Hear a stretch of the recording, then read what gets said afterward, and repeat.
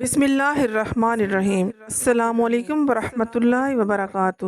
معزز ناظرین، مرنے کے بعد انسان کی روح کیسے پکارتی ہے؟ مرنے کے بعد کا منظر کیسا ہوتا ہے؟ میت کو سب سے زیادہ درد کب ہوتا ہے؟ حضرت زید رضی اللہ تعالیٰ عنہ سے روایت ہے کہ نبی کریم صلی اللہ علیہ وآلہ وسلم نے فرمایا کہ میت پر سب سے زیادہ سخت حالت اس وقت ہوتی ہے جب غسل دینے والا اس کو نہلانے کے لیے آتا ہے، اس کی انگلی سے انگوٹھی اتارتا ہے، جسم سے لباس اتارتا ہے، سر سے امامہ جدا کرتا ہے، اس کی روح بے چین ہو کر فریاد کرتی ہے جس کی آواز جن و انس کے علاوہ سب سنتے ہیں۔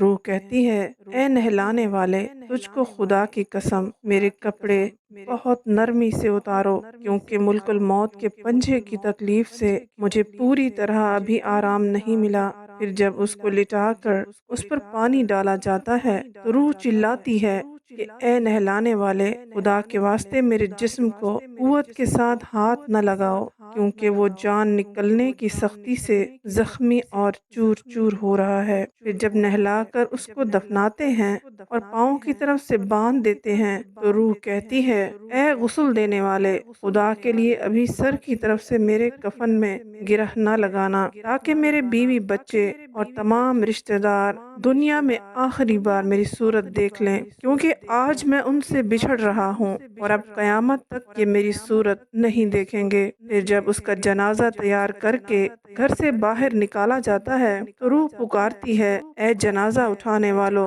خدا کے واسطے ابھی جلدی نہ کرنا، تاکہ میں اپنے بال بچوں اور عزیز و اقارب سے رخصت ہو لوں۔ اے جنازہ اٹھانے والو، میں اپنی اولاد کو آج یتیم اور بیوی کو بیوہ چھوڑے جاتا ہوں، خدا کے لیے میرے بعد ان کو تکلیف نہ دینا۔ میں اپنا گھر اور مال و اسباب دوسروں کے لیے چھوڑے جاتا ہوں، اب یہاں کبھی واپس نہ آؤں گا اور قیامت تک کسی کی صورت نہ دیکھوں گا۔ پھر جب جنازہ اٹھا کر چلتے ہیں تو میت کہتی ہے، اے میرے بھائیو، میں نے آج تک جو کچھ مال و اسباب جمع کیا تھا وہ صرف وارثوں کے لیے تھا، آج ان میں سے کوئی میرے گناہوں کا ذرا سا بوجھ بھی نہیں اٹھا سکتا، ہر چیز کا حساب مجھ سے لیا جائے گا۔ اور پھر جب نماز جنازہ کے بعد دفن سے پہلے کچھ لوگ اپنے اپنے گھروں کو جانے لگتے ہیں تو میت کہتی ہے، اے میرے بھائیو، خدا کے واسطے ابھی سے ایسا ظلم نہ کرو، مرنے والا تم سے مانوس تھا اور تم دفن سے پہلے لوٹے جاتے ہو۔ پھر جب اسے قبر میں اتارتے ہیں تو میت کہتی ہے، اے میرے وارثو، میں نے جو کچھ مال جمع کیا تھا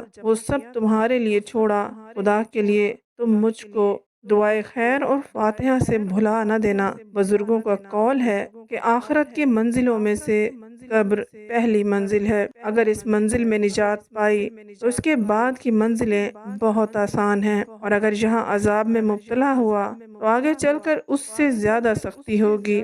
حدیث شریف میں ہے کہ مردہ قبر میں ایسا ہے جیسے کوئی شخص پانی میں ڈوب رہا ہو اور مدد کے لیے فریاد کرتا ہو۔ مردہ ہر وقت اپنے ماں باپ، بھائی بہن یا اولاد اور دوست وغیرہ اپنے پسماندگان سے دعائے خیر اور فاتحہ کا منتظر رہتا ہے۔ جب اس کو اس کے پسماندگان کی طرف سے کوئی ثواب ملتا ہے تو وہ اس کے لیے تمام دنیا اور جو کچھ دنیا میں ہے اسے محبوب و مرغوب ہوتا ہے، اور اللہ تعالیٰ اس کے رشتہ داروں کی دعائے خیر کے ثواب کو قبرستان والوں پر پہاڑوں کے برابر داخل فرماتا ہے۔ موت ایک دروازہ ہے جس میں سب لوگوں نے داخل ہونا ہے۔ حضرت عثمان غنی رضی اللہ تعالیٰ عنہ جب کسی قبر پر جاتے تو اتنا روتے کہ ان کی داڑھی مبارک آنسوؤں سے تر ہو جاتی۔ آپ رضی اللہ تعالیٰ عنہ سے پوچھا گیا، آپ جنت و جہنم کا تذکرہ کرتے ہیں تو نہیں روتے مگر قبر دیکھ کر روتے ہیں؟ کہنے لگے، رسول اللہ صلی اللہ علیہ وآلہ وسلم نے فرمایا،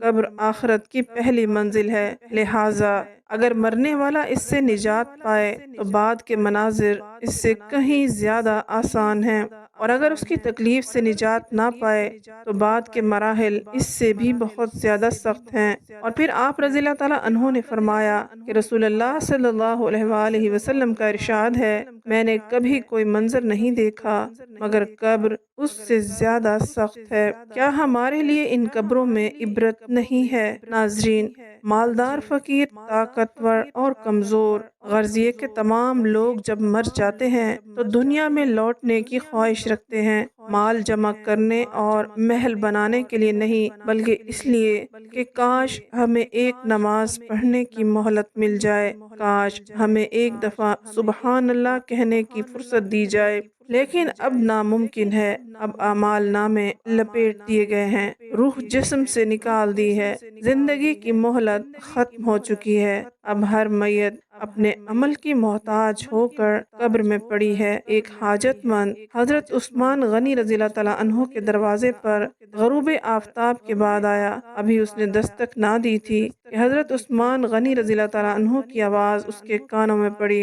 وہ اپنی اہلیہ سے شکایت کر رہے تھے کہ چراغ کی بتی موٹی ہے جو تیل زیادہ استعمال کرنے کا سبب بن رہی ہے۔ حاجت مند نے جو سنا تو وہ سوچتا ہی رہ گیا کہ وہ ایسے شخص سے حاجت پوری کرنے کی کیا توقع کرے جو تیل کے معمول سے زیادہ خرچ پر اپنی بیوی کی سرزنش کر رہا ہے۔ اس نے ارادہ کیا کہ حاجت بیان کر کے دیکھوں، شاید میری کچھ امداد کر دے۔ اس نے دستک دی، دستک سن کر حضرت عثمان غنی رضی اللہ تعالیٰ عنہ باہر آئے۔